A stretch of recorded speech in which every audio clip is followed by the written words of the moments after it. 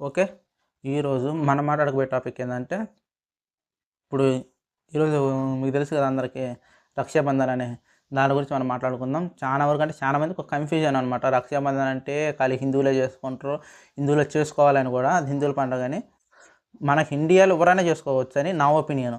నేను దానికి ఇప్పుడు ఒక ఎగ్జాంపుల్ చెప్తా. ఇప్పుడు ఏదైందంటే మనకి ఇప్పుడు 2 కథలు అంటే ఇప్పుడు మనకి 2 కథలు ప్రచారం ఉన్నాయన్నమాట. ఒకటి మన కృష్ణ పరమాత్మ గురించే ఈ 2 లింక్ అయ్యి ఉంటాయి.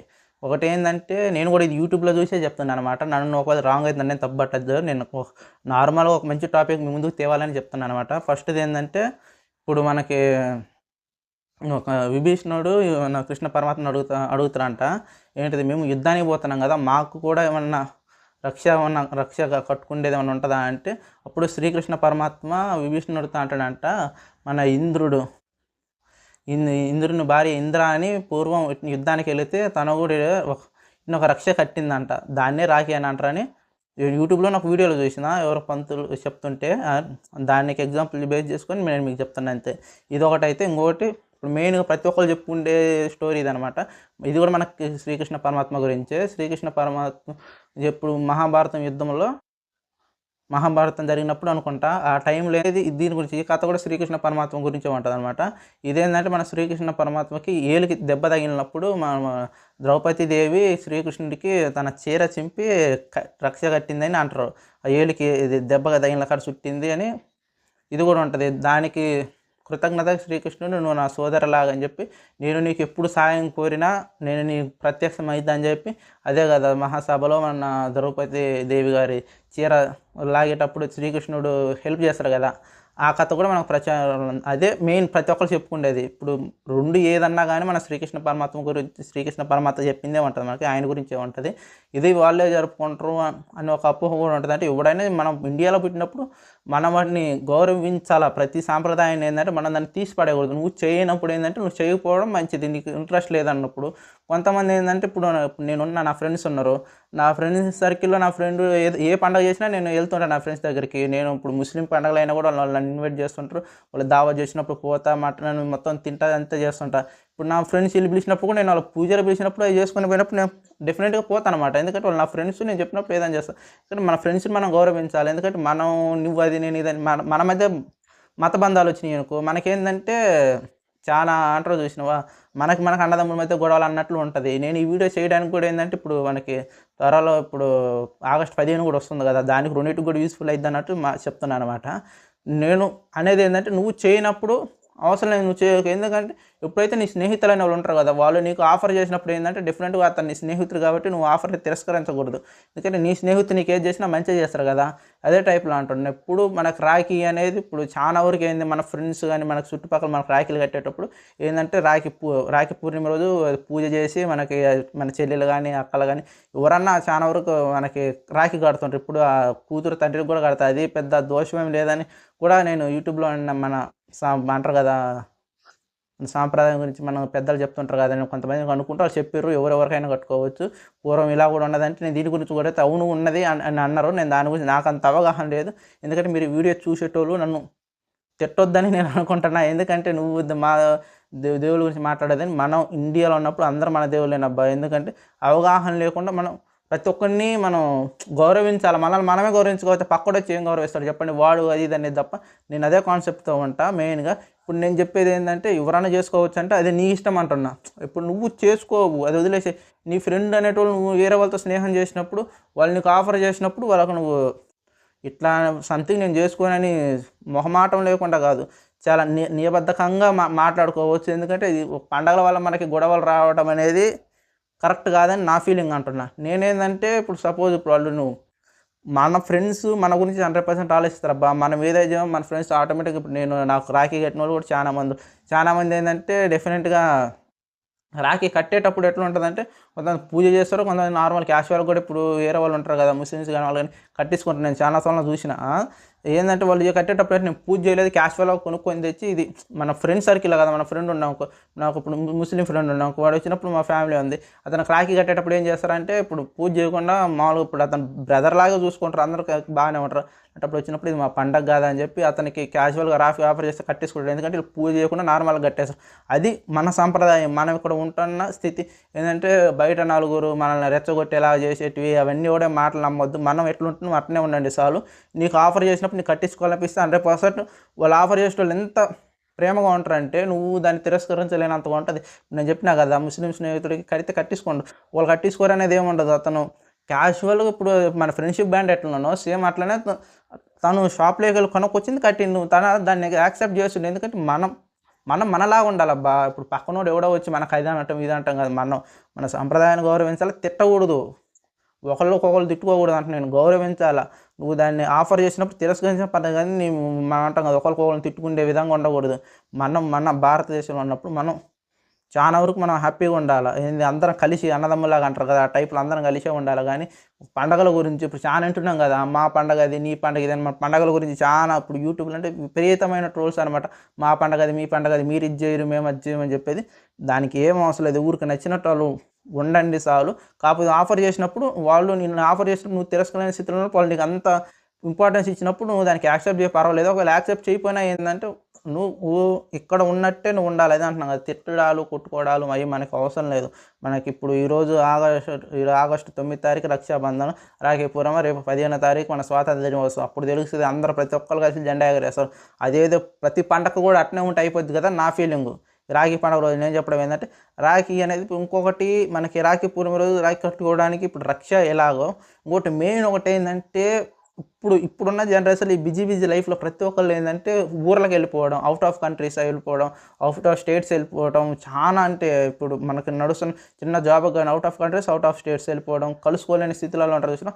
అలాంటి వాళ్ళకి కూడా ఈ పండుగ చాలా యూజ్ అయ్యింది. ఎందుకంటే ఇది ఇప్పుడు ఈ పండగకి మనం రాఖీ కట్టాలి, మా అన్నకి ఫస్ట్ నుంచి తరతరాల నుంచి కడుతున్నట్టు హస్బెండ్ ఎవరేమీ మనకి ఫోర్స్ చేయరు. ఎందుకంటే ఇది ఒక అవకాశం లాగా తీసుకొని కూడా మనం పోయి రాఖీ కట్టవచ్చు. నేను అంటున్నాను కదా, ఇప్పుడు క్రిస్టియన్స్ని ఇప్పుడు ఎవరన్నా మామూలుగా ఇప్పుడు మన ఇండియాలో ఉన్నప్పుడు ఒకళ్ళు చేయను అన్నప్పుడు క్యాజువల్గా నువ్వు పూజ చేసి కట్టాల్సిన అవసరం లేదు. షాప్లో తీసుకుని అది ఒక సాంప్రదాయంగా నువ్వు సంవత్సరం నేను కడుతున్నా ఒక సాగుతోటి పోయి కూడా కట్టవచ్చు. అలా కూడా మన ఫ్యామిలీకి దగ్గర అవ్వచ్చు అనమాట. ఎందుకంటే అవుట్ ఆఫ్ స్టేట్ పోయిన వాళ్ళు చాలా వరకు రావడం కష్టం. ఎప్పుడెప్పుడో వస్తారు. అలాంటప్పుడు కొన్ని పండగలకు కానీ ఇలాంటి పండగలు ఉన్నప్పుడు ఏంటంటే మనకి డెఫినెట్గా ఈ పండగకి నేను నా ఫ్యామిలీని కలుసుకోవాలా, నా బ్రదర్ని కలుసుకోవాలా అన్నదానికి కూడా ఒక ఎగ్జాంపుల్ కూడా మనకి ఇది ఒక సాగర్ చూసిన.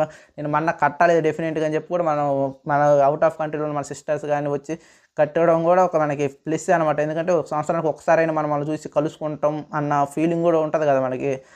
దాని లెక్క కూడా మనం ఇవి ఆలోచించుకోవచ్చు అనమాట. ఇంకొకటి ఏంటంటే మెయిన్గా నేను చెప్పడం ఏంటంటే ఇప్పుడు ఆగస్టు 15, ఇప్పుడు ఈరోజు ఆగస్టు 9 కదా, 6 రోజులు అయితే ఆగస్టు 15. ఆగస్టు 15కే మన అందరం కలిసి జెండా ఎగరేయటం ఏంది? ప్రతి పండగ మన అందరం కలిసి ఉండొచ్చు కదా నేను అంటున్నా. రాఖీ పూర్ణిమ రోజు ఇప్పుడు నేను ఆలోచించడం ఏంటంటే ఇప్పుడు దీనికి రిలేటివ్ ఏంటంటే మహాటంగా ఒక వారమే ఉంటుంది. కరెక్ట్గా 6 రోజులే ఉంది అంతే. ఈరోజు 9 అంటే 15 తారీఖు అంటే 6 రోజులే ఉంది. ఆ పండగకి మనం అందరం కలిసినప్పుడు ఈ పండగ కింద కలిసి ఉండకూడదు. కట్టించుకో కాదు, నువ్వు వేరే వాళ్ళని తిట్టకు అంటున్నావు. ఇప్పుడు యూట్యూబ్లో ఏంటంటే నా పండగ నువ్వు చేయవు నేను చేయవని చాలా మటుకు కొన్ని పండుగలు వస్తున్నాయంటే కొంతమంది తిట్టడాలు అయిపోయినాయి. ఒకళ్ళు మా దేవుడు గొప్ప అని చెప్పి ఎవరి నోట్లోకి వెళ్ళి వచ్చినా ఒకళ్ళు తిట్టేది నా దృష్టిలో వాడు ఎవడన్నా కానీ ఎలాంటి వాడన్నా కానీ ఒకళ్ళని తిడుతున్నంటే అతను మతి స్థిమితం లేనట్లే నా దృష్టిలో నాకు అర్థం. ఒక దేవుడిని తిడుతున్నట్టే మనిషికి అతనికి అంటారు చూసిన భయం భక్తి అనేది ఎవరికి ఉండదు. ఇప్పుడు నీ దేవుడు నీకు ఉన్నాడో లేనిది పక్క విషయం, అతని దేవుడికి అతనికి ఉండలేనిది పక్క విషయం. ఎవరికైనా ఒక దేవుడు ఉంటాడు కదా, ఆ దేవుడు ఉన్నప్పుడు నేను అంటున్నప్పుడు దేవుడు ఉండని నువ్వు నమ్మినప్పుడు నువ్వు వేరే వాళ్ళని తిడితే దేవుడు ఎందుకు సహిస్తాడు? అందరికీ అతని పిల్లలే కదా. అర్థమైంది. ఇప్పుడు దేవుడు అనుకునేటోడు ఇప్పుడు మన తల్లిదండ్రులు ఉంటారు మనకు. ఇప్పుడు నేను నా ఫాదర్ అండ్ మదర్ ఉన్నారు, వాళ్ళకు ముగ్గురు సంతానం అనుకో. ముగ్గురులో ఇప్పుడు పిల్లలు వాళ్ళు ప్రేమించిపోయినా ఒకళ్ళు ప్రేమించారు, ఇద్దరు తల్లిదండ్రులు నాకు అగేన్స్ట్ ఉండరు, మాకు మంచి లేదు దూరం ఉండరు. కానీ తల్లిదండ్రులు వాళ్ళు కూడా పెంచకుండా పెద్దగా చేయకుండా ఉంటారు అనుకుంటున్నావా? వాళ్ళు ఎంత తల్లిదండ్రులు వాళ్ళు తిట్టినా చేసినా వాళ్ళతో దూరంగా ఉన్నా ఇల్లు వాళ్ళని వెళ్ళేసినా కూడా వాళ్ళు మళ్ళీ ఇలా సాయం కోరినప్పుడు డెఫినెట్గా తల్లిదండ్రులు వాళ్ళిద్దరు పిల్లల్ని దగ్గర తీసుకుంటారు, సాయం చేస్తారు. దేవుడు కూడా అంతే. నువ్వు అవివేకంతో పోయి నువ్వు వాళ్ళని తిట్టి వీళ్ళని తిట్టి నా దేవుడు గొప్ప నువ్వు దేవుళ్ళని తిట్టినప్పుడు దేవుడు ఉన్నాడని నువ్వు ఫీల్ అయినప్పుడు నువ్వెందుకు ఇంకొకరిని తిడతావు? నువ్వు ఉన్నదాన్ని ఒకటే దేవుడు అని నువ్వు ఫీల్ అవుతావు. ఇప్పుడు నువ్వు హిందువు అని నువ్వు ఫీల్ అవుతావు, ముస్లిం అని అతను ఫీల్ అవుతాను, క్రిస్టియన్ అని వీళ్ళు ఫీల్ అవుతారు. ఫీల్ అయినప్పుడు నువ్వు ఎవరో ఒక దేవుడు ఉంటాను నమ్ముతున్నావు కదా, నమ్మినప్పుడు ఒక దేవుడు ఇప్పుడు నువ్వు నీ ప్రకారం నువ్వు నమ్ముతున్నావు, ఇతని ప్రకారం ఇతను నమ్ముతున్నావు, ఇతని ప్రకారం ఇతను, ముగ్గురు ప్రకారం ఎవరి ప్రకారం వాళ్ళు నమ్మినప్పుడు ఒక దేవుడు అయితే ఉండని మనం నమ్ముతున్నాం కానీ, నమ్మినప్పుడు మరి ఒకటే దేవుడిని నువ్వు తిట్టినప్పుడు ఈ దేవుడు నీకు ఎందుకు అగైన్స్ట్ అవుతాడు? అర్థమైంది. దేవుడు నువ్వు ఎవరన్నా ఒకరు ఉన్నప్పుడు నువ్వు ఎందుకు అగైన్స్ట్ అవుతున్నావు అంటున్నప్పుడు, నీ దేవుడు ఇతన్ని తిట్టినావు అనుకో, నీ దేవుడు నిన్నేమి రక్షిస్తారని కాదు, నీ దేవుడు నిన్నేమి నువ్వు అన్యాయంగా వాళ్ళని తిట్టిన దేవుడు నిన్నేమి స్వర్గానికి ఏం తీసుకెళ్ళడు. నువ్వు నిజాయితీగా ఉన్నప్పుడు నువ్వు ఎదుటి వాళ్ళని తిట్టకుండా నీ ధర్మాన్ని నువ్వు నిర్వర్తించినప్పుడు దేవుడు ఉన్నప్పుడు డెఫినెట్గా దేవుడు నేను బాగానే చూసుకుంటాడు. ఎందుకంటే నేను అంటున్నా ముగ్గురు నమ్మేది ఒకటే సిద్ధాంతం అబ్బా, కానీ దాన్ని మనం ఏంటంటే అటు ఇటు ఇటు మాట్లాడుకొని ఏది పడితే అది అనుకుంటుంటాం. ఏ సిద్ధాంతం ఉందో దేవుళ్ళు మనకి ఉన్నా లేకపోయినా నా నా నా ఒపీనియన్ చెప్తాను, ఉన్నా లేకపోయినా మన మనుషులు అబ్బా, మనం ఇక్కడ ఉన్నప్పుడు మనం మనలాగే ఉండాలి. ప్రతి మతాల కోసం, కులాల కోసం, ప్రతి చిన్నదానికి పెద్దదానికి, చదువుల కోసం, ప్రతి దానికి మనకి అంటే గొడవలు అంటే గొడవలు. ఊళ్ళో కొంత ఏంటంటే ఫ్రెండ్స్కి కూడా గొడవలు వచ్చేస్తున్నాయి. అది అని ఇదని చిన్న టాపికే. ఇప్పుడు దేవుడి గురించి కులం గురించి ఇంకంతే, ఈ రెండే దేవుడు కులం ఇంత విపరీతమైన గొడవలు అంటే అవి మామూలుగా అసలు. ఇప్పుడు ప్రతి న్యూస్లో చదువుతున్నా కదా, ఇప్పుడు ప్రతి ఒక్కళ్ళు ఇప్పుడు యూట్యూబ్ మనకు బాగా చేయని ప్లాన్ ఒక వ్యక్తి ఒకరిని తీసుకొస్తారు, ఇంటర్వ్యూ చేస్తారు, ఆ దేవుని ఇతను తిడితే ఈ దేవుని ఇతను తిడితే, అసలు దేవుడు అనే వ్యక్తి ఒకళ్ళని నమ్ముకున్నావు, నువ్వు తిట్టడం దేవుడు అనే పదం వర్తిస్తుంది ఎవరికి? దేవునికే వర్తిస్తుంది. నువ్వు తిట్టినప్పుడు దేవుడు అనే తిట్టినప్పుడు అది మన ఉన్న దేవుడికే కదా తగిలేదు, ఒకళ్ళే కాదు. ఇప్పుడు ఒక మతం నుంచి అనుకుంటున్నావు, ఇప్పుడు నువ్వు ఈ మతంలో ఉండి నువ్వు ఆ మతంలో దేవుని తిడితే, నువ్వు ఈ మతంలో నువ్వు దేవుడు ఉన్నవని నువ్వు నమ్మినప్పుడు నీ దేవుడికే కదా తగిలేదు. అది నేను చెప్పేది అర్థం కావట్లేదా? మళ్ళీ ఇంకొకలా చెప్తా ఏను. ఇప్పుడు నువ్వు ఈ మతంలో ఉండి ఆ మతంలో దేవుని తిడుతున్నావు, ఈ మతంలో ఉండి ఈ మతంలో దేవుని తిడుతున్నావు. అలాంటప్పుడు ఏంది, దేవుడు ఒకటే మతానికి సంబంధించిన వాడు నువ్వు అనుకున్నప్పుడు ఆ దేవుడు నువ్వే దేవుని తిట్టినా నువ్వు దేవుడు అని సంబోధించినప్పుడు దేవుడికే కదా తగిలేది. క్లియర్గా అర్థమైంది. 2 సార్లు చెప్పిన మళ్ళీ అర్థమైంది. మళ్ళీ ఒకసారి ఫస్ట్ నుంచి ఏనండి. నేను ఈరోజు రాఖీ పూర్ణిమ రోజు చెప్పేది ఏంటంటే, పండగల్ని మనం గౌరవిద్దాం. ఒకవేళ నువ్వు చేయకపోయినా దాన్ని తిరస్కరించినా నువ్వు తిట్టకుండా నీ నిర్వర్తన నువ్వు ఆగస్టు 15 తారీఖు ఒకరోజే నువ్వు జెండా ఎగరేసి సెల్యూట్ చేయటం కాదబ్బా. ప్రతిరోజు మన ఇండియాలో నువ్వు ఒక్కరోజు చేస్తే ఇలా మిగతా 364 రోజులు చేయకుండా, నేను చెప్పేది ఏంటంటే ప్రతిరోజు నువ్వు ప్రతి పండగ మనకు ఆగస్టు 15 లాంటి పండుగలు అనుకుని మనం ప్రతి ఒక్కరిని మనం గౌరవించుకుంటూ పోదాం. కానీ నేను కానీ చెప్పింది మీకు అర్థమైతే, ఎందుకంటే నన్ను మళ్ళీ అగేన్స్ట్ చేయకండి అది అని ఇదని రాఖీ పూర్ణిమ రోజు ఏదో దానికి వచ్చానని చెప్పి. నేను ఈరోజు తేవడానికి కారణం ఏంటంటే, ఇప్పుడు మనకు చాలా వారం గ్యాప్లోని 2 పండుగలు వచ్చినాయి. రెండింటిని కవర్ చేద్దాం అన్నట్టు చేసిన. మళ్ళీ ఆగస్టు 15కి ఒక వీడియో కూడా ఫుల్ వీడియో చేస్తే అది కూడా కొంచెం డిఫరెంట్గానే ఉంటుంది. ఏదో నేను చెప్పేది ఏంటంటే, అవుట్ ఆఫ్ స్టేట్స్ మనది అవుట్ ఆఫ్ స్టేట్ వాళ్ళు మన కాడికి వచ్చింది, అవుట్ ఆఫ్ స్టేట్ కదా సారీ, అవుట్ ఆఫ్ కంట్రీ వాళ్ళు మన కాడికి వచ్చి మనల్ని మనం రిసీవ్ చేసుకోవాలి. పక్కన వాళ్ళు ఎలా రిసీవ్ చేసుకుంటారో, మనం ఉన్నప్పుడు ప్రతి ఒక్కరిని మనం గౌరవించుకుందాం. మన అన్నదమ్ములు మనం ఎట్లా గౌరవిస్తాం, అలాగే మన మతాలను మనం కూడా గౌరవించుకుందాం, మన కులాలను మనం కూడా గౌరవించుకుందాం. మనం పెట్టుకున్న పేర్లు ఏవి, దేవుడు అనే ఒక మతానికి చెందిన వారు ఎప్పుడైతే నేను కాదనుకుంటున్నా, దేవుడు అని పిలిస్తే ప్రతి ఒక్కరు పలుకుతారు. అది మనం మతం పేరుతో పిలుచుకుంటున్నామో చేసుకుంటారు, అది మీ ఒపీనియన్. నేనైతే నా ఒపీనియన్, నేను క్యాజువల్గానే ఉంటా. నేను అసలు మతాలకి కులాలకి నేను అతీతంగా ఉంటాను. నాకు ప్రతి ఒక్కరు ముస్లిమ్స్ ఫ్రెండ్స్ ఉంటారు, నాకు హిందీ కూడా వస్తుంది. లైక్ మామూలుగా వీళ్ళతో నేను ప్రతి ఒక్కరితో వాళ్ళతో పోయినప్పుడు వాళ్ళలాగా మాట్లాడితే, వీళ్ళతో ఉన్నప్పుడు వీళ్ళలాగా మాట్లాడతారు. ఫ్రెండ్స్ మేము ముగ్గురు కలిసి కూడా మేము చాలా ట్రిప్పులు పోతాం, సినిమాలు పోతాం, అన్నీ బాగానే చేసుకుంటాం. అందరం కలిసి తెలుగు సినిమా పోతాం, హిందీ సినిమాలు కూడా అందరం కలిసి పోతాం.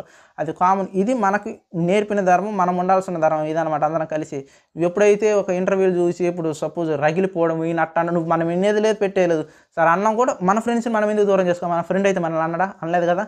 నేను చెప్పేది ఇదే, మన ఫ్రెండ్ మనల్ని అన్నప్పుడు మన ఫ్రెండ్ని మనం ఎందుకు దూరం చేసుకోవాలా? సరేనా? ఈరోజు ఈ వీడియోకి ఇంత మాత్రం. నేను చెప్పింది చాలా వరకు కొంచెం మీకు కన్ఫ్యూజ్ అయినా ఎవరు తిట్టకండి, ఎందుకంటే కొంచెం మంచి టాపిక్ని ఎంకరేజ్ చేయండి, ఎందుకంటే షేర్ చేయండి. ప్రతి ఒక్కరు ఇలాంటివి తెలుసుకోవాలా, ఎందుకంటే మళ్ళీ మతాలు తేవద్దు, కులాలు తేవద్దు, మనం మనలాగే ఉందాం, మన ఫ్రెండ్స్ అందరం కలిసి ఉన్నాం. ఓకే, ఈ రోజుకి ఈ వీడియోకి ఇంత మాత్రమే. మళ్ళీ అంతవరకు నేను మీ ముందు మళ్ళీ ఒక మంచి వీడియో తర్వాత, అంతవరకు బాయ్.